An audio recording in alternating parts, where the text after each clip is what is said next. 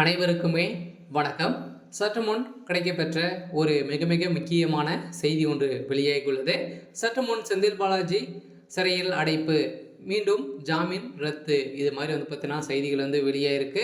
இப்போ செந்தில் பாலாஜியுடைய வழக்கை ஒட்டுமொத்தமாக முடிக்கக்கூடிய நிலையில் தான் பார்த்தீங்கன்னா இப்போ செந்தில் பாலாஜி அவர்கள் மீண்டும் மீண்டும் புதிய சிக்கல்கள் சிக்கிக்கக்கூடிய சூழ்நிலையில் தான் இவர் மீது பார்த்தீங்கன்னா நிறைய வழக்குகளுக்கு புதியதாக போடப்பட்டு இருக்கக்கூடிய சூழ்நிலையில் இவர் கொடுத்த ஜாமீனுடைய கால அவகாசம் பார்த்தீங்கன்னா முடிந்திருக்கக்கூடிய நிலையில் இவருடைய ஜாமீன் ரத்து செய்து இப்போ மீண்டும் புழல் சிறையில் அடைக்கப்பட்டு இருக்கக்கூடிய நிலையில் தான் செந்தில் பாலாஜி அவர்களுக்கு ஒரு மிகப்பெரிய இடியாக இருக்கு. வருகின்ற சட்டமன்ற தேர்தலுக்குள்ளேயே பார்த்தீங்கன்னா மீண்டும் இவர் புழல் சிறையில் தான் இருப்பார் அப்படின்ற மாதிரி ஏற்கனவே எதிர்கட்சிகள் போட்டியிருந்த நிலையில் இப்போ அதிரடியாக மீண்டும் செந்தில் பாலாஜி கைது செய்யப்பட்டு இருக்கக்கூடிய நிலையில் தான் இப்போ பெரும் பரபரப்பை ஏற்படுத்தியிருக்கு. இதை பற்றி இந்த வீடியோவில் பார்க்கலாம். அதுக்கு முன்னாடி நம்ம சேனலுக்கு இப்போ தான் நீங்கள் முதல் முறையாக வந்திருக்கீங்க அப்படின்னா மறக்காமல் நம்மளுடைய சேனலை சப்ஸ்கிரைப் பண்ணி சப்போர்ட் பண்ணுங்கள்.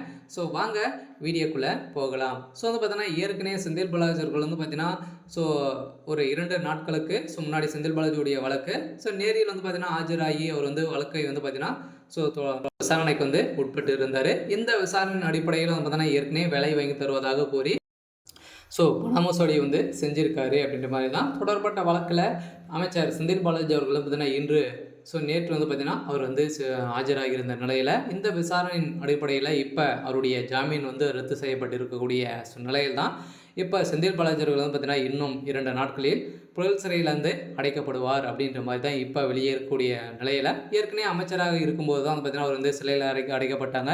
மீண்டும் இப்போ அமைச்சராக இருக்கும்போது பார்த்தீங்கன்னா சிறையில் அடைக்கப்பட்ட சம்பவம் தான் பெரும் அதிர்ச்சியை ஏற்படுத்தியிருக்கு.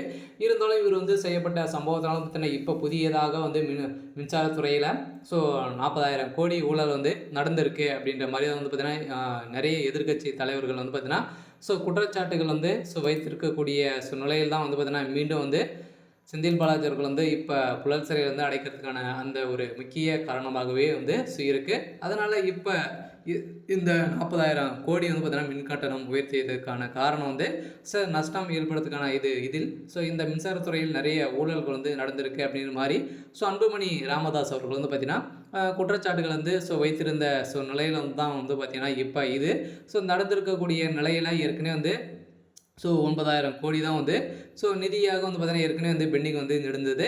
இதை தொடர்ந்து இப்போ 40,000 கோடி நின்றதுக்கான காரணம் என்ன, இதில் மிகப்பெரிய ஊழல் நடந்திருக்கு அப்படின்ற மாதிரி தான் குற்றச்சாட்டுகள் வைத்திருந்த நிலையில் தான் பார்த்தீங்கன்னா இப்போ ஏற்கனவே திமுகவுடைய தலைமையகமும் அதானியுடைய விஷயத்தில் சிக்கக்கூடிய நிலை இருந்தது.